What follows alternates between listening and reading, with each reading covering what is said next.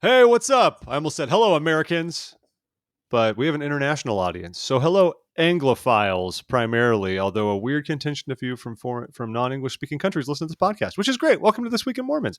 Glad to have you all here with us wherever you are in the world, folks. We're going to give you a nice rundown of relevant Latter-day Saint news for this week here at the end of June, sliding into July. Lots of interesting stuff to cover this week, as you might imagine, if you've been paying attention to both national, international news, and if you're even remotely tapped into the LDS space. So I'm Jeff Openshaw, your founder. It's nice to be here. And I'm joined once again by the indomitable Liz Busby. How you doing? I'm doing great, Jeff. Thanks for having me on. How's the pop culture on the apricot tree podcast going? Going really good. We released our episode on Under the Banner of Heaven. So if you want to hear some commentary about how we would fix the show, uh, listen to that. And then this week we have an episode coming out about Hamilton for the 4th of July, talking about how we might use the historical perspectives of Hamilton to look at church history. So it turned out really good. I'm excited about it. Oh, that could be very interesting. Yeah, I've it never is. I've never seen Hamilton on Broadway, but like many, I watched it when it popped on Disney Plus 2 years ago. That was a good experience. Our kids were being brats, so we just sent them to bed, and because it's so long, right? And so we Oh, were like, yeah. all right, like this is fine. And so when they went to bed, my wife and I were like, dude, it's like 7 o'clock. This is awesome. Like, what should we do with our time? This is our moment to invest in the 3 hours of Hamilton, which was great. Amazing Yeah. show. It was a good show. It's such a good show. So we have a That'll be great that'll that'll be discussion on it. that'll be very interesting. I'm assuming for Under the Banner of Heaven, um, your main feedback was just to not do it. Was that your main idea? No, actually, so we had some suggestions for how to do it better. We actually did have a couple points that we enjoyed about it and some good discussion going on. So it's not just Mormons complaining about Under the Banner of Heaven for an hour, though there is some of that. There's a little bit. Okay. A little bit of that. Oh, that sounds excellent. I'm gonna check those out. What are you? You're like what 9 episodes in? Podcasts are a fun project, you Yeah, I know. think this is our 10th episode. Is the Hamilton one or ninth? I don't know. Hey, I wanted to ask you. You guys did an episode on Turning Red, which I finally watched Hmm. over Father's Day weekend or whatever. We had some time. I There was a lot of hoopla in like I hate to say the family community, but I saw a lot on social media, a lot of concern about the content of it, that it provoked rebelliousness, that it had a lot of bad messages.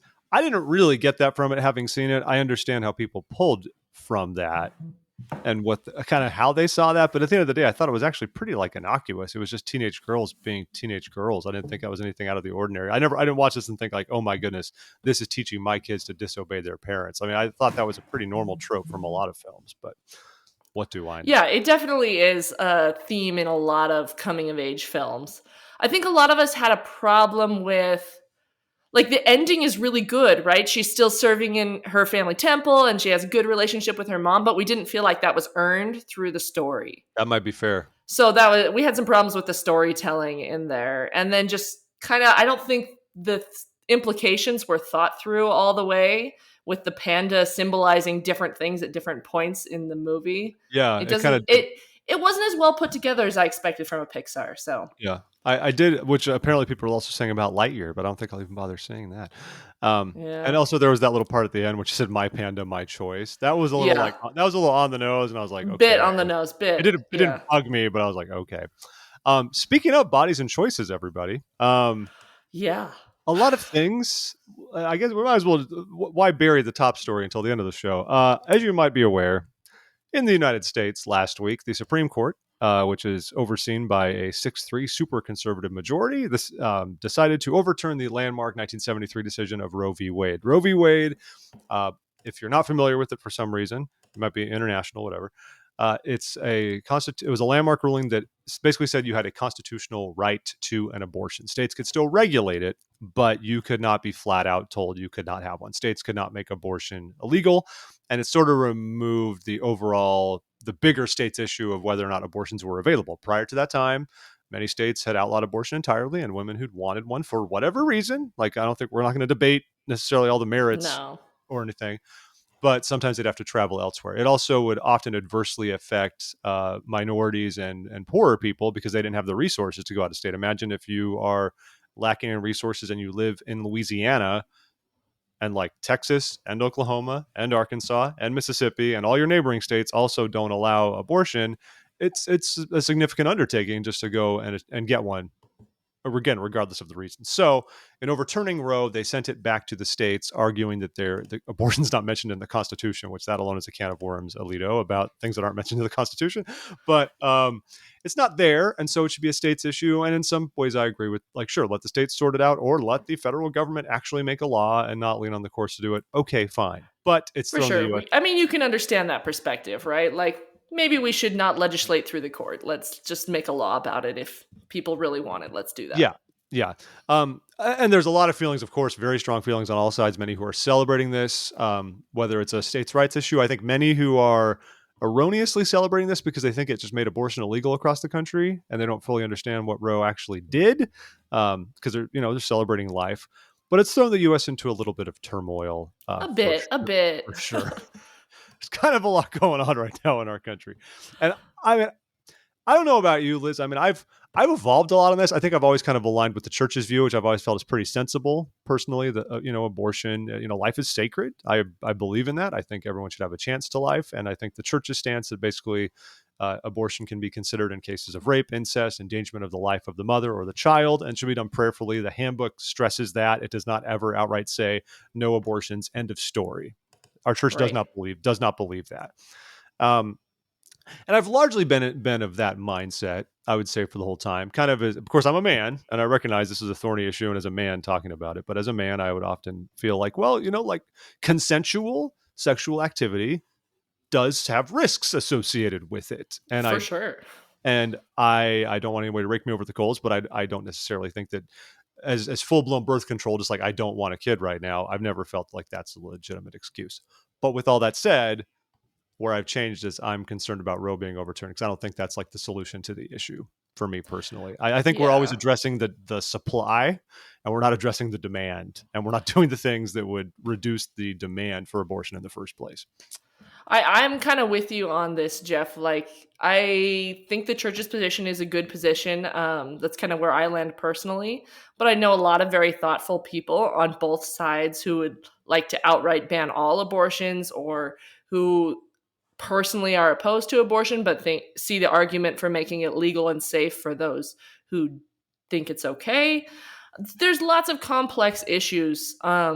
So I've been kind of just staying off of Twitter this weekend because it's not a healthy and civil discourse, which I would hope that we would get. And Oh, that's kind which of the unfortunate thing about going about this through overturning Roe versus Wade.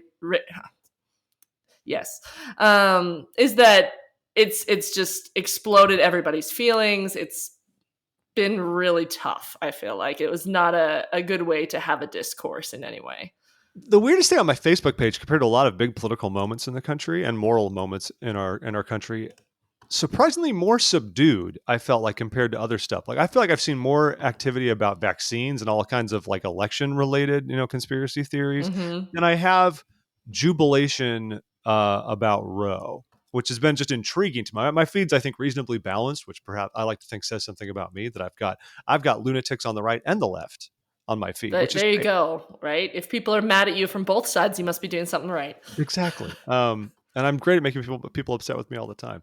But I'm with you. I mean, obviously, social media is a difficult place. You're not going to always have very thoughtful conversations. But what I have appreciated, that and you can't do a lot of stuff in short form, but we do need to come to an understanding that abortion is not, like many issues, a black and white, clean Yeah, cut issue. definitely. Abortion can mean a lot of different things. I mean, I found this story by an LDS woman on Instagram, and she shared her story of having a 16-week abortion. 16 weeks is a crucial number because a lot of states are going after 15-week bans.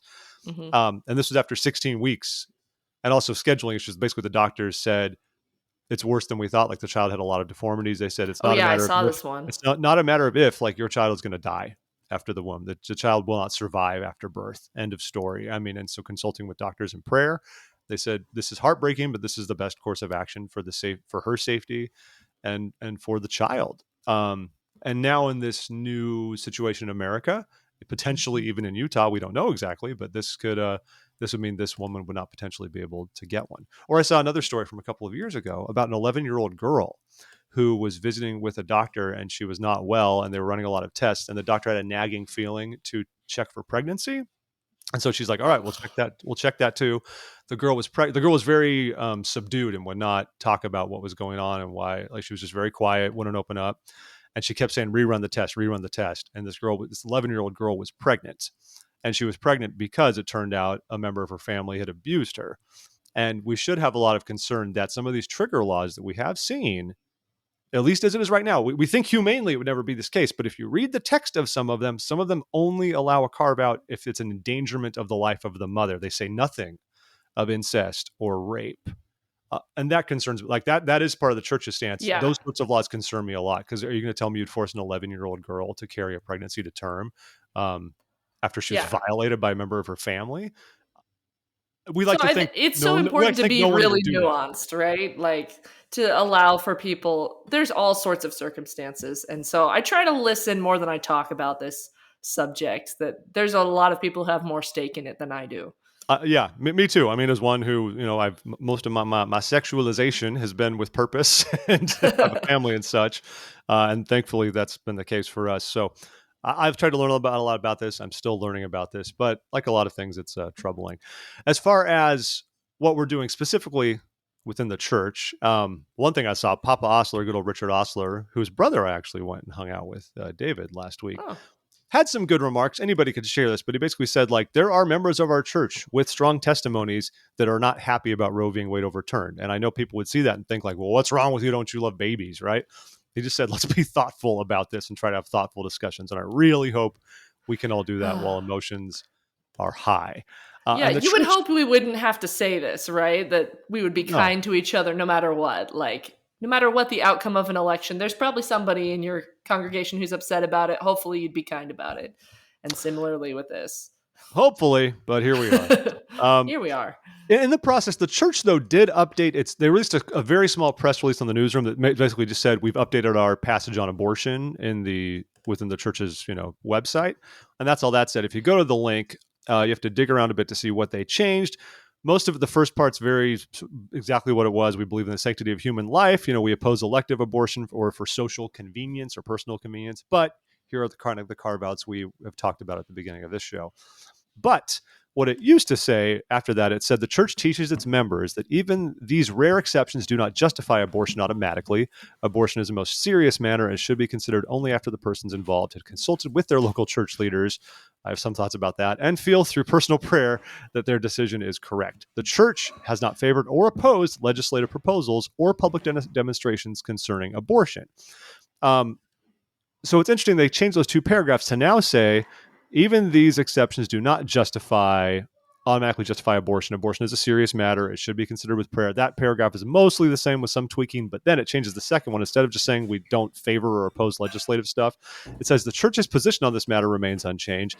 As states work to enact laws related to abortion, church members may appropriately choose to participate in efforts to protect life and to preserve religious liberty. And I've seen a lot of people wondering what exactly they mean by that. The last part right there. What are church members appropriately participating in efforts around protecting life and preserving religious liberty? Like at this stage, now that Roe is gone, what are they saying It about seems this? to me like it's just asserting that religious viewpoints have a place in the political discussion over this. There are a lot of people out there, again, on the Twitters saying that you should leave your religious viewpoints out of it. Yeah, I This have is seen just a a lot of that. political matter, which doesn't make any sense, like, to me. So I think that's what it's asserting, but I'm not sure. It is kind of opaque. It's just interesting to me because it's almost like they would say, "Hey, like basically those who are we would assume in reading this they would saying the church members want to engage to protect life and have religious liberty." That would assume at a first reading that it's in the effort to make abortion rarer. Like, Yeah. but Roe is now gone.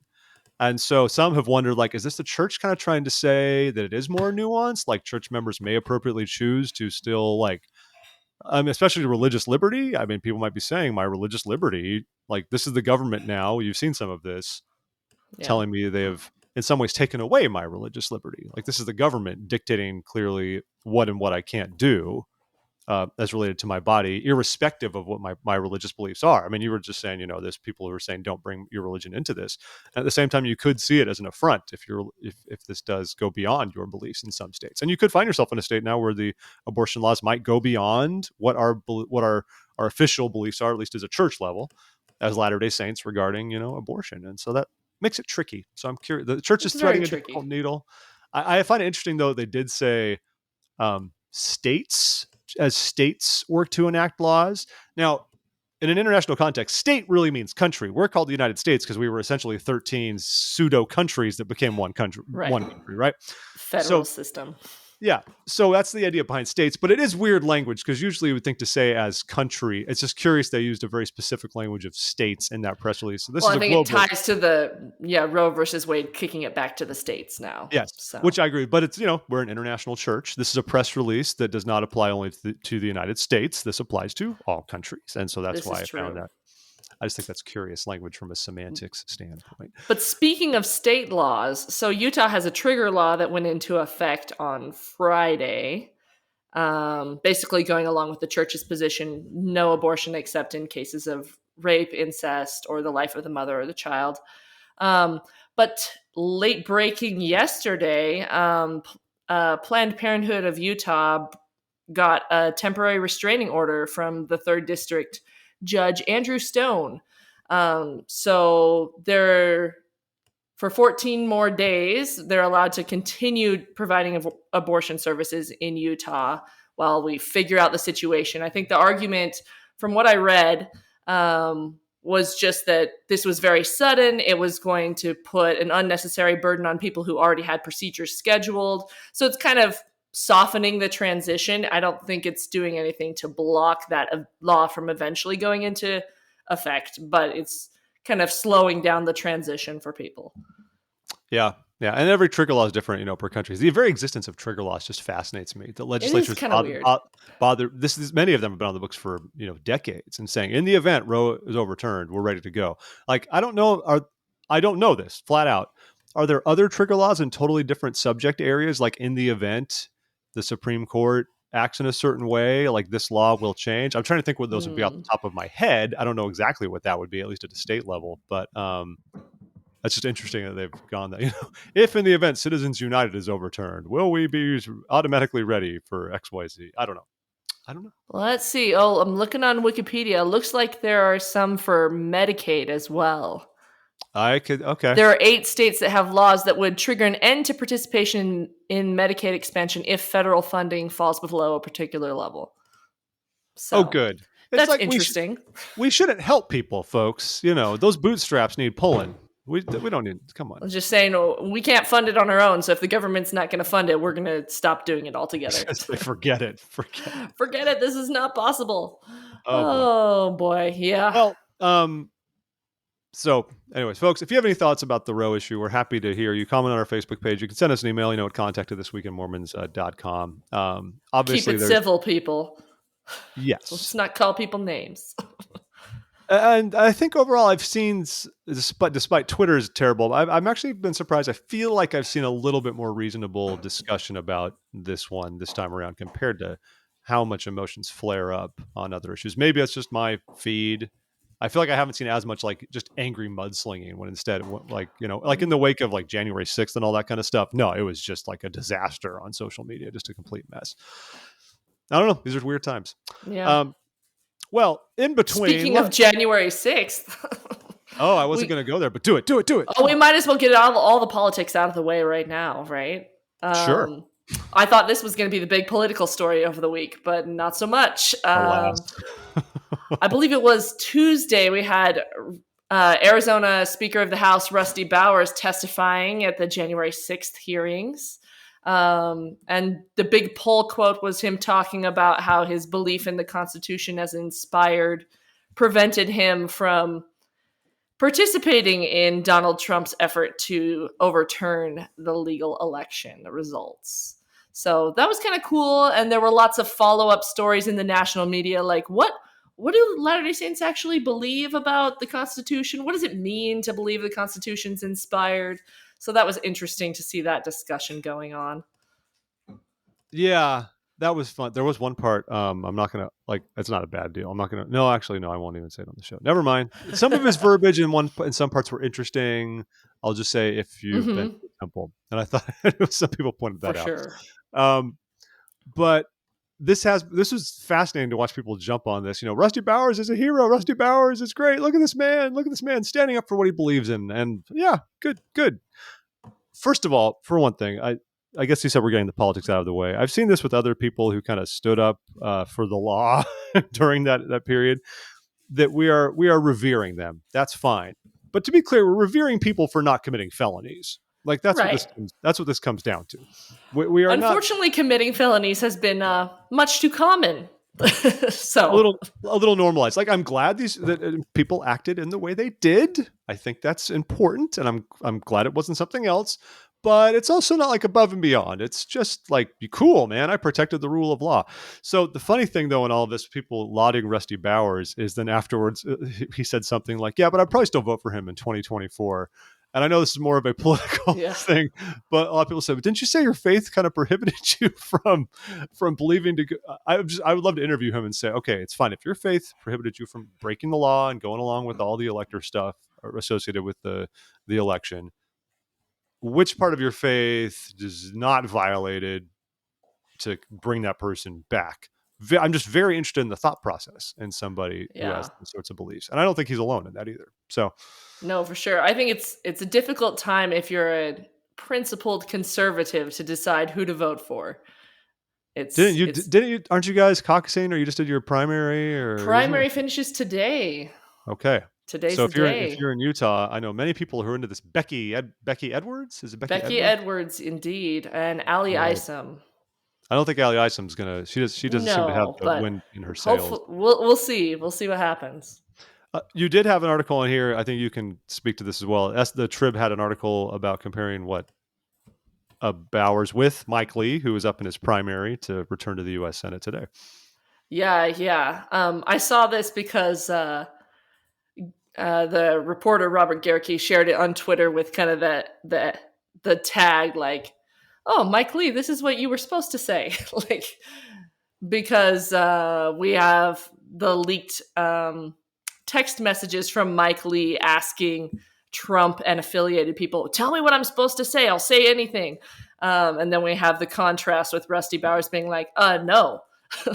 Very principled stand on believing the Constitution is inspired. So it's interesting considering that they both come from our faith and therefore they both should think the Constitution is inspired, but it didn't prevent Mike Lee from doing the things he did to research ways to overturn the election.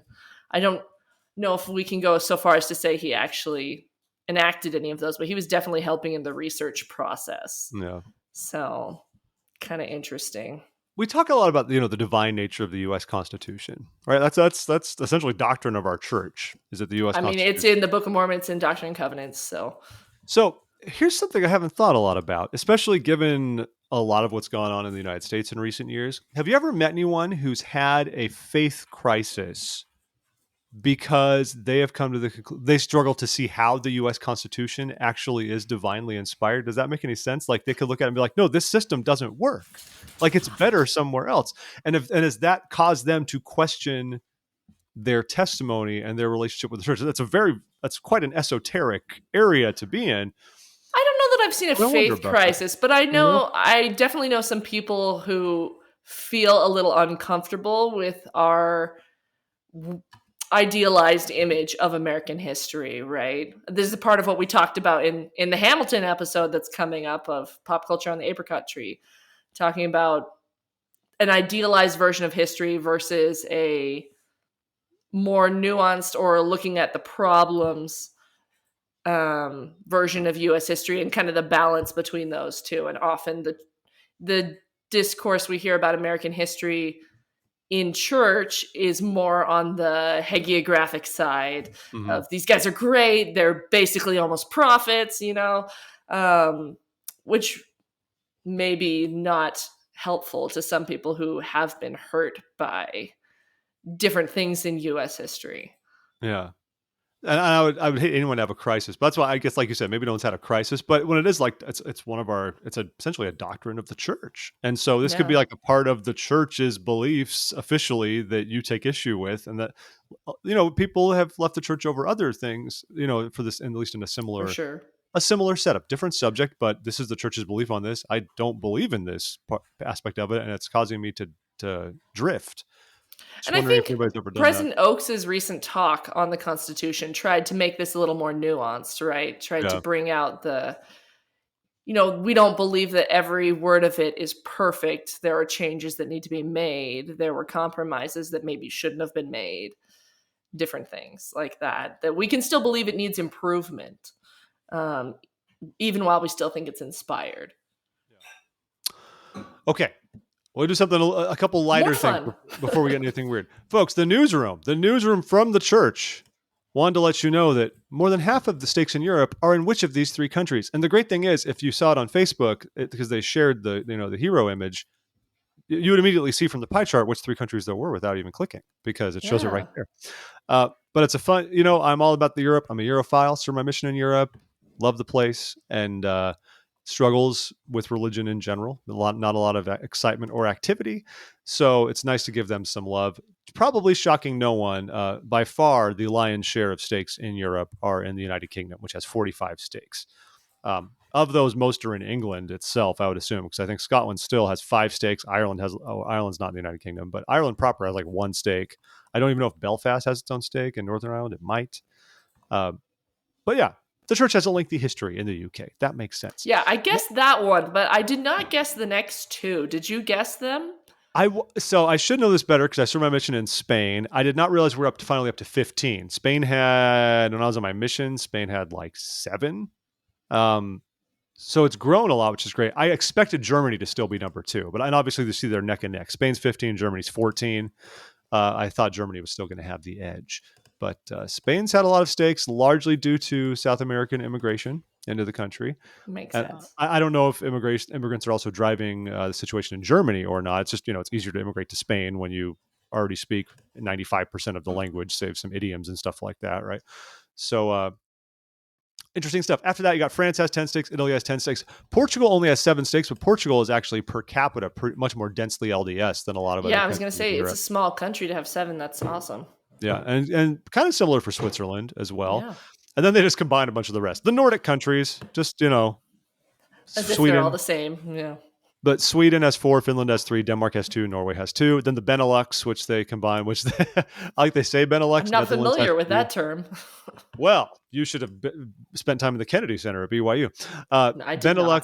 Benelux. Here's a fun word, folks. Is a portmanteau, and I imagine you know what a portmanteau is, Liz, I as a word. do.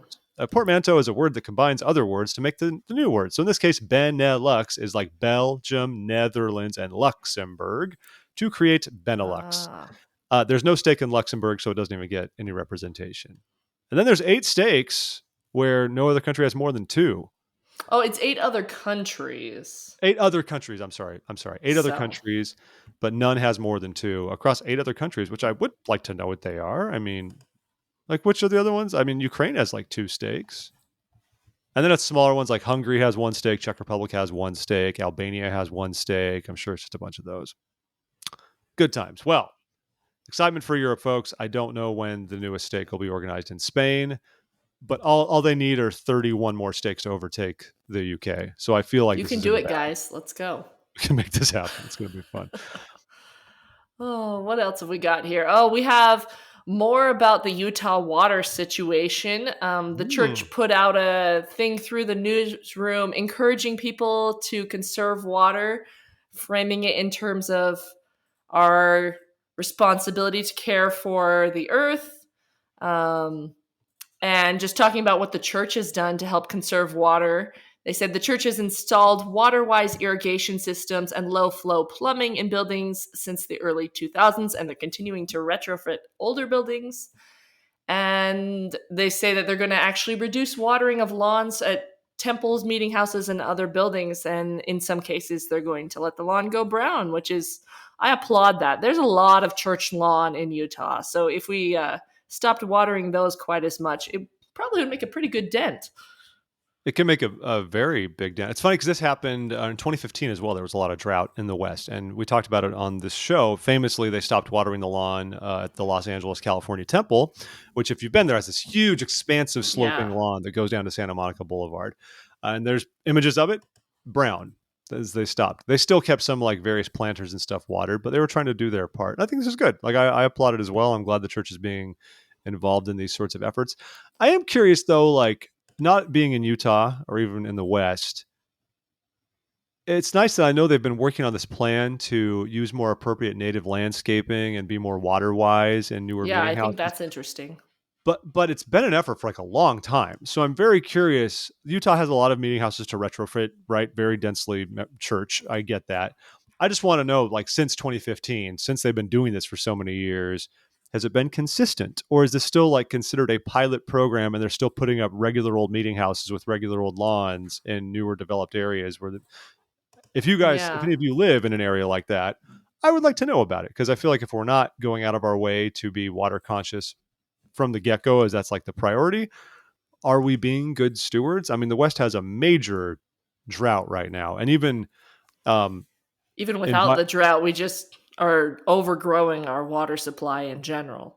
and it's big time. And so it's funny because John Oliver this past week also talked about water, and I'm only bringing this up because there are some allusions to Utah, talking about the whole situation in the West. How basically they've as much as said, "This is how much water you need for the people," and just flat out there are too many people in the drier parts of the Western United States. Like there is not a sustainable amount of water for those No. people, and even to stop using the term drought and start using the term aridation.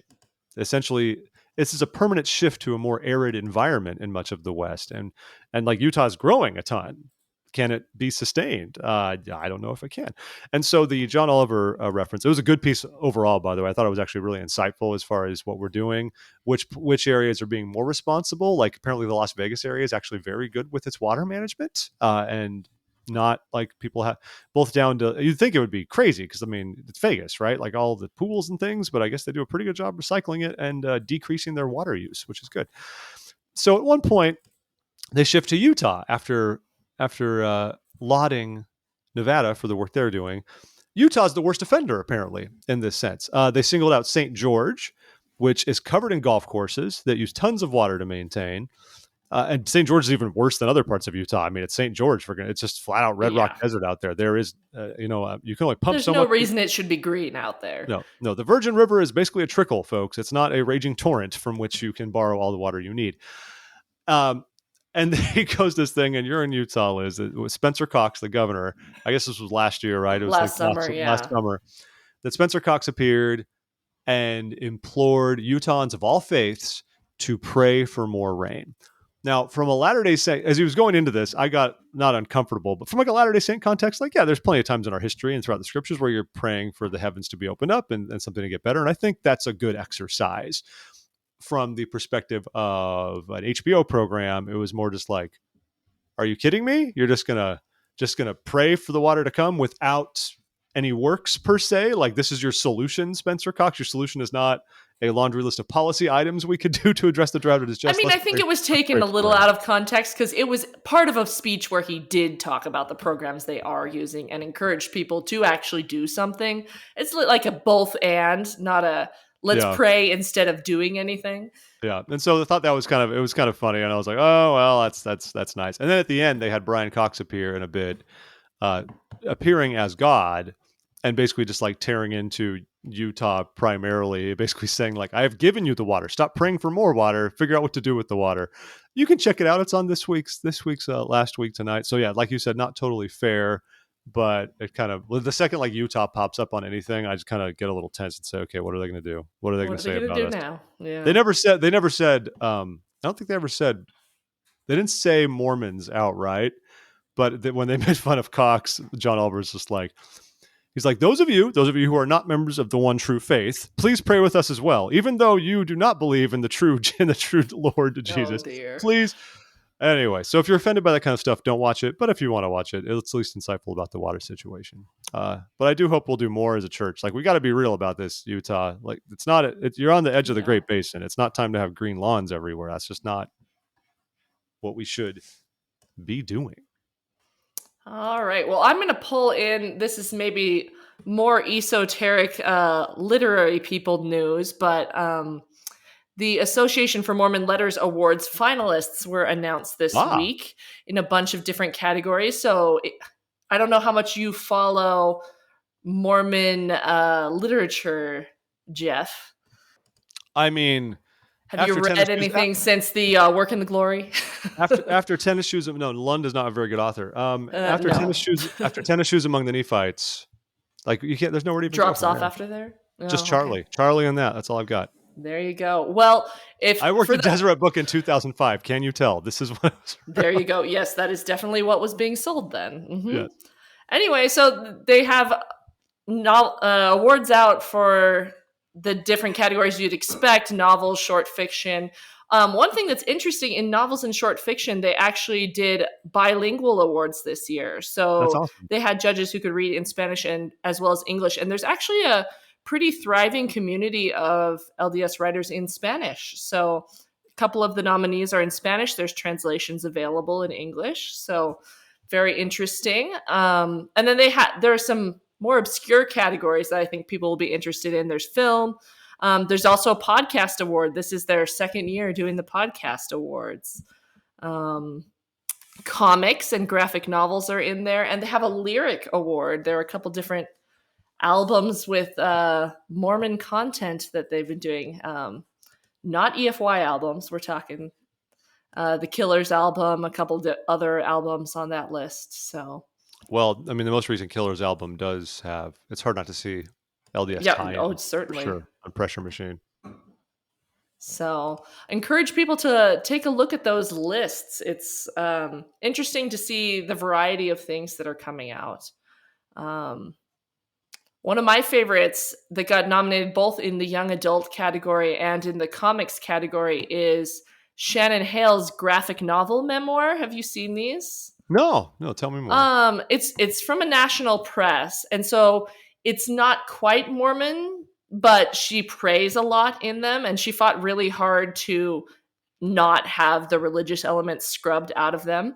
Huh. I think the first one is called Real Friends, and then Best Friends, and the volume that came out this year is called Friends Forever, and it's basically the experiences of a young Shannon Hale in middle school, dealing with middle school things. But she prays about things. She goes to church, so it's interesting to see that come out from a national press.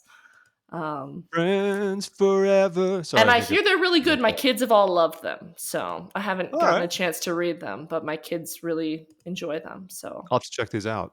yeah, My kid does not.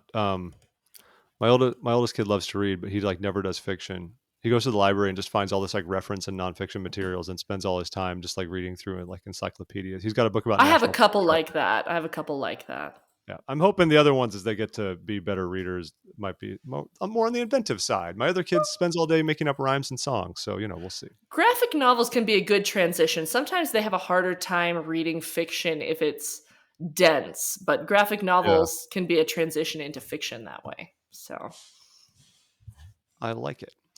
Okay, folks. Well, my goodness, there's so many things I could touch upon here. So yeah. many interesting stories.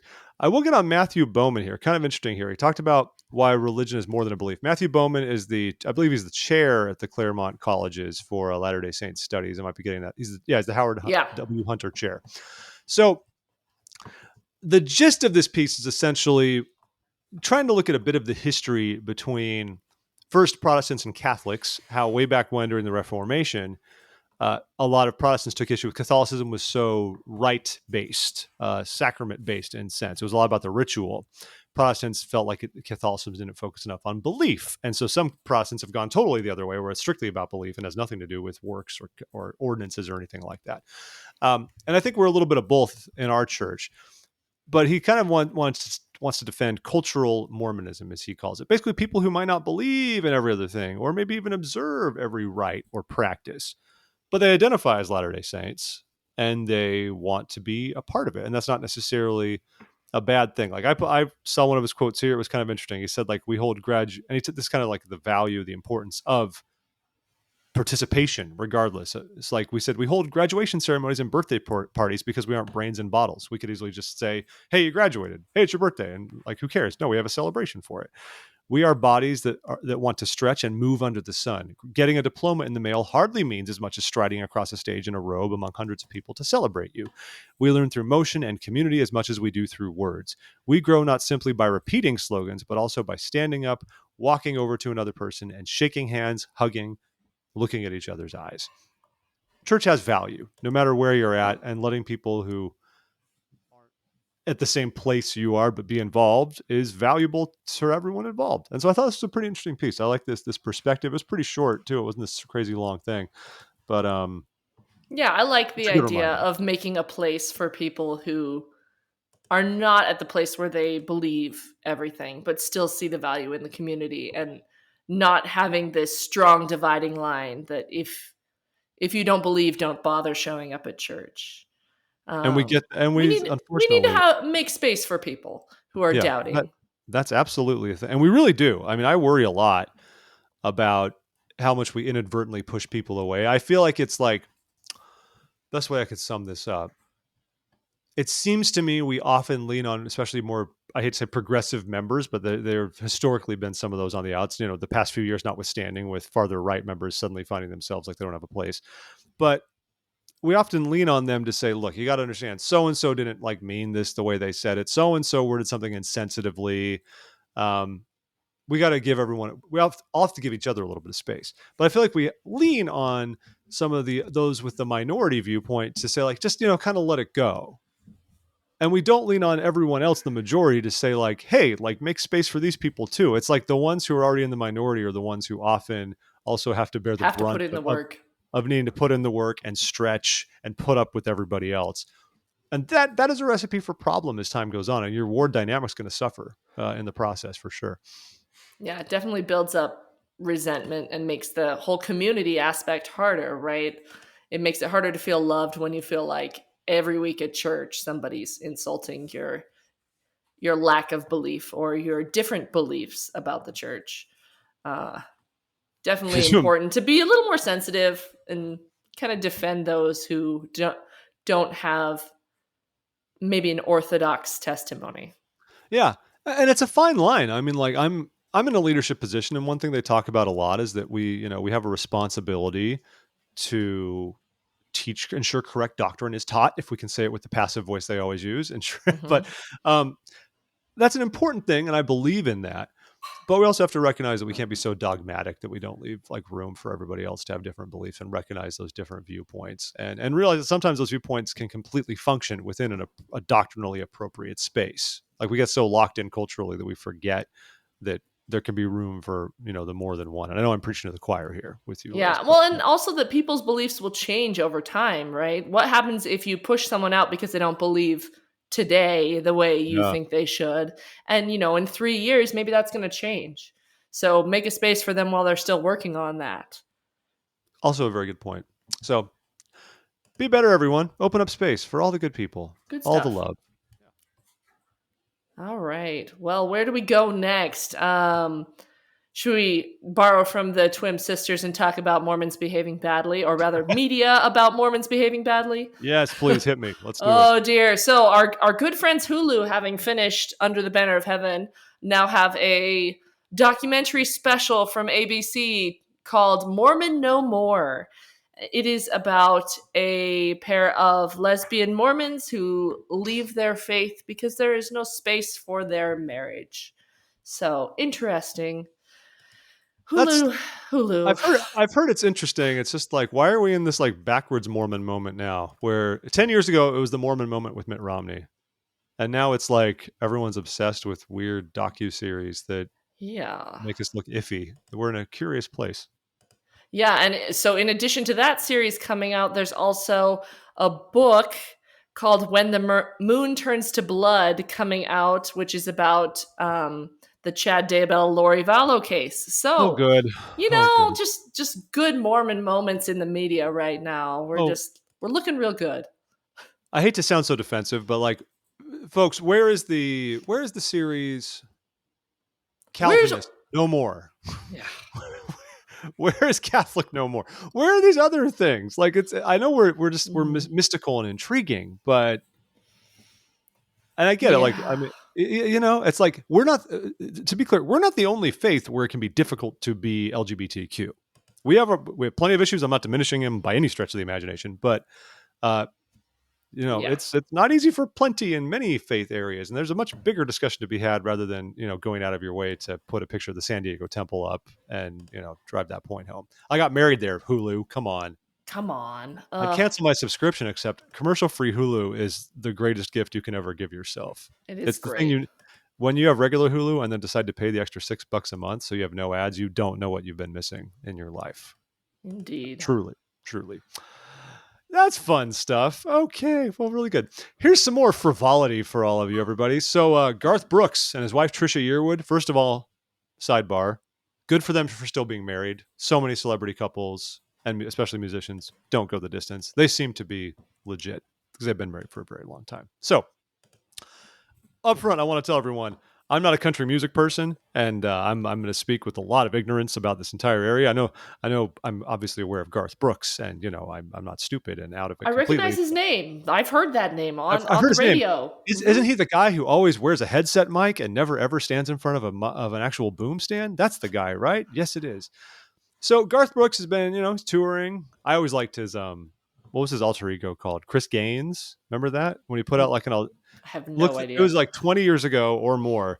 Garth Brooks put out what basically like an alternative album, and he did it Huh. under the pseudonym of Chris Gaines. Totally different kind of music, and I think he wore a wig that was all like moppy. He looked like emo Peter Parker in Spider-Man 3, like that Oh, kind of a that's thing. hilarious. Check that out, folks. It's kind of interesting. Don't want to Anyway, alienate your country audience with this alternative stuff. yeah, pretty much. So he played a show at Rice Eccles Stadium the other week in Salt Lake City, and good times. He said it was a good river, played all of his hits and blah blah blah. And I believe it was when Trisha came out to join him, if I'm not mistaken, if I'm not reading it incorrectly. And she essentially they were basically just loving the audience, saying it's never been this good before. What an amazing audience. I don't want to be cynical, folks, but this is part of the show. They tell every audience they're the most amazing audience they've ever seen. You need to understand What? the way concerts work. Not sincere in their praise? He's like, this is like throwing gasoline on a fire. They were just loving it. And then finally, when Trisha was out there, I believe she said something like regarding this event. These people, she said, this is the place. And that, of course, made everyone lose their minds because, of course, everyone starts thinking, they get us. They get us. There's no way that was not intentional. She knew exactly what she was saying. She's probably just thinking like, well, yeah, this is the place. Park is kind of up the street, and we saw it, on our way in, and we know it's the thing. So everyone That's got an interesting question is how did she come up with that phrase? Like someone advising her about how to play to the Mormon audience in Utah? I don't know. Well, I Interesting. do. So I do know this. Garth Brooks echoed the statement, and it says in the Deseret News piece, Brooks, who has been vocal about his love for Utah. So perhaps the Brooks Yearwoods are more familiar with Utah than a simple pit stop on a Maybe. tour, and they know the stuff. But I mean, if that's not audience pandering, what is? I mean, that's It's pretty beautiful. great. It's like when you go to when people play sets in California and they say like, this really is golden, and the whole state just loses their minds. That's what happens, right? And they go to Arizona and say no one should live here, and everyone also cheers along. It's great. Yep. Oh. Well, all I know is that in my ward, there were like 2 or 3 people trying to sell their tickets to the concert at the last minute. So apparently it's popular where I am, They although didn't there want was to. some kind of conflict, so people couldn't make it. But I can't believe they didn't play Stadium of Fire. Come on, guys. ugh, Is there a more noble tradition? okay. Stadium of Fire. Oh, Stadium of Fire. I had to do a couple extra classes, so I graduated from BYU in August because I was doing a couple coursework. So I was there for the 4th 1 year. I was just like, okay. I watched the Provo parade, and then I avoided the stadium like anything I could in my life that evening. That was the plan. You know where the best place to watch Stadium of Fire for free is? Your On the house. hill. No, the hill behind the Yes. temple. Yes. Go camp out up there. Great view of the fireworks, and you can get out quickly. And the temple's right there, even And the though temple's right there. So there will you go. soon not be what it once was. Lest we forget, folks, Provo Temple, soon to be RIP. Pour one out for the Provo Temple. Yes. Pour out some Indeed. dirty soda for the Provo Temple. Exactly. Some What quick else? sad news here. A missionary in Mexico passed away. last week. This is some sad news. So according to church spokesman Sam Penrod, this one's just coming from LDS Living, but Elder Francisco Rene Lamadrid, who was actually from Mexico. He was in Mexico City. It was a biking accident, so he died from multiple injuries while going down a steep hill due to slippery conditions. So that's terrible news, and our heart goes out to him. He was a member of the Mexico Itzimna stake and had been serving there since March 2021 in the Mexico City East Mission. Always terrible when this happens to anybody. Missionaries die from all sorts of things. I feel, sometimes it's health related, sometimes it's like this. It's terrible. So hearts go out to the family. Here's another interesting one. I believe this one's from our friend Jana Reese talking about are Mormons sabotaging marriage and family. What a headline. Yellow journalism at its finest. I love it. Very much. But despite the crazy headline, the clickbait headline, I think she's actually got a good point in here. She's talking about the common cultural practice or joke of telling missionaries that like the better they are on their mission, the hotter their wife is going to be. And missionaries thinking that they've earned a really, really good looking woman for their wife because they had such a good mission. And just talking about how it's objectifying of women. Yeah. No, you marry hot, Liz. Everyone knows this. This is all that matters. Oh, yeah. I mean, do they tell this to the sister missionaries that they'll get a hot husband if they go on a mission? Is this a thing? I don't think this is a thing. I doubt it's a thing. Maybe they tell them. Maybe they tell them though that he'll make 6 figures. Yeah, there you go.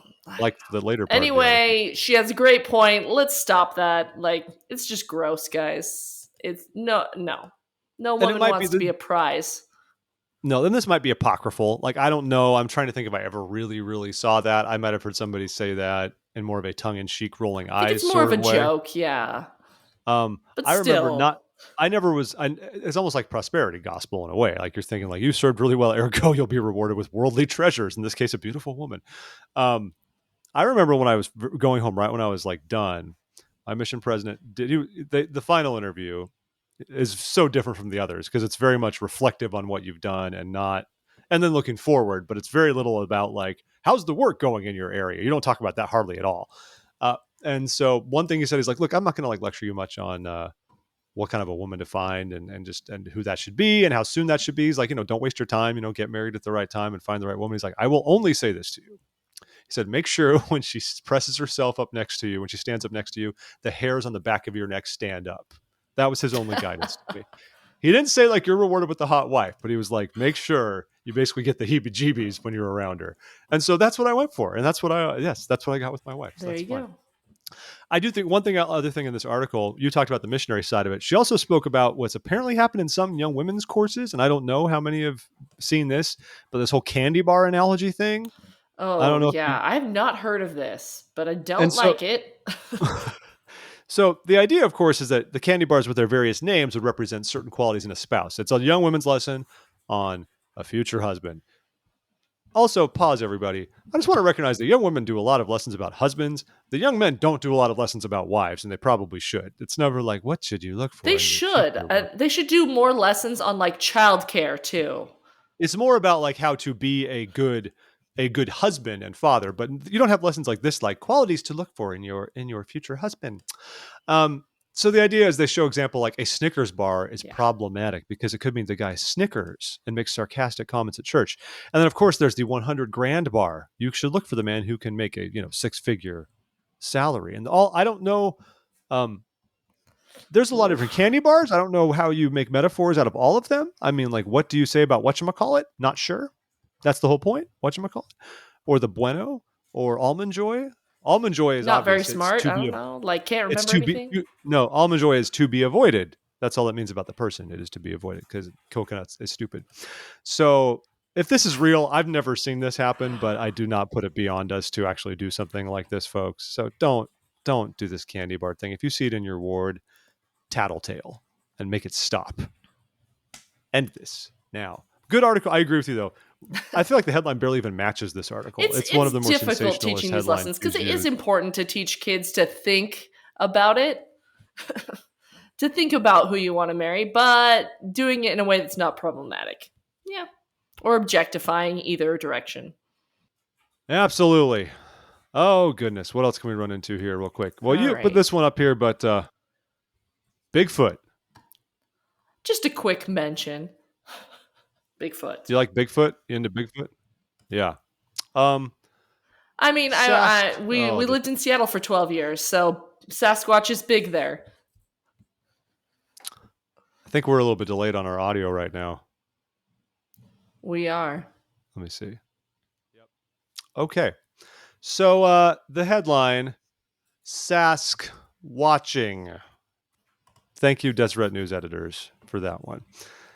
Anyway, there's a guy at Eastern Idaho or Idaho State University who's trying to hunt down Sasquatch. And of course, folks, that's all good. He wants to find Sasquatch. But the bigger question, of course, is, is Cain from the Bible Bigfoot? This is an important part of who we are as Latter-day Saints. Is Cain Bigfoot? Um, he won't go on the record and Oh, say whether it is or not. That's all there is about this. I don't know about Cain. Is Cain Bigfoot? Busby, what do you think? he says in here, he says probably not, given the lifespan he assumes for Bigfoot. So that is very interesting. It's just Life. interesting to see him take this scientific approach. He says it's a biological species, not some paranormal phenomenon. Oh, it's just fun. No, it's Cain. We all Super know this, folks. interesting. It's Oh, Cain. of course. It is. Yeah. Okay. Well, folks, if you believe in There you Bigfoot, go. I watch Harry and the Hendersons at least quarterly. So check it out. There All right, you we got a go. couple more items and we can call it a day. What do you got there? Okay, I'm gonna throw in. There is a new database. I think this is kind of an independent project coming out of Oakland, Berkeley area.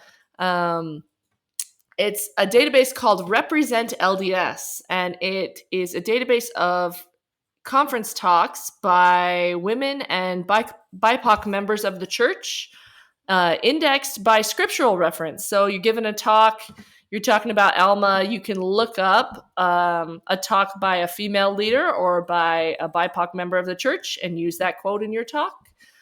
Just kind of trying to promote better representation and awareness of views from those who don't get quoted as often. So it's a fun site. Could be a good resource. Representlds.com is the address if you want to take a look. I mean, folks, if I love what they're doing, to be clear, but if you're making a new property this day and age, you can't just say LDS Winnie Ninny. I don't know, folks. That it should be Represent Church of Jesus Christ of Latter-day Saints.com. But I love this effort. This is awesome. What a great resource. Great stuff. And then I was just going to throw on a little kind of a self promo. Another great literary Mormon thing out there is a little contest called the Mormon Lit Blitz. It's kind of a flash fiction poetry contest. All the entries are under 1,000 words, nice and short. You can read them in like 5 minutes. Contest has been going on for 10 years. They just wrapped up their 11th contest, which is pretty cool. And they're putting out an anthology. It's on Kickstarter right now of their second 5 years of stories. One of my stories is in there. So encourage you to get on Kickstarter and check that out if you're interested. Nice. All the stories, if you don't want to back the Kickstarter, all the stories are available for free online. So you can check out what you're getting before you commit. So. Well, speaking of other places where you can offer up money, even though you'll still get the product without it, if you want to join us on Patreon, patreon.com/thisweekendmormons, we appreciate your support on there to help us pay our numerous and mounting bills, folks. This is not, there's a lot of resources go into this whole production, as you well know, listening to it right now. But thanks for joining us this week. We hope you'll find us everywhere on social media and our website and all that stuff. If you have any feedback, contact at thisweekendmormons.com or comment on this post on Facebook or Twitter. Always much appreciated. And we encourage you to go to popcultureapricottree.com or look for Pop Culture on the Apricot Tree wherever you get podcasts and support what Liz is doing over there. I'm excited for the couple of episodes you've mentioned that are going to be in the works. Those will be very interesting. For sure. Good times. Liz, it's wonderful to have you. Thanks so much for your time this week. Thanks for inviting me on again. I appreciate that. Yeah, it's been great. Well, for Liz, I'm Jeff. Thanks for listening to Twim, folks. And we hope you have a terrific week. Keep your chin up. And for our American listeners, have a good 4th of July. We won't talk to you until once that's a little more in the past. So enjoy that Stadium of Fire, Provo. We'll talk to you soon. See you later. Bye-bye.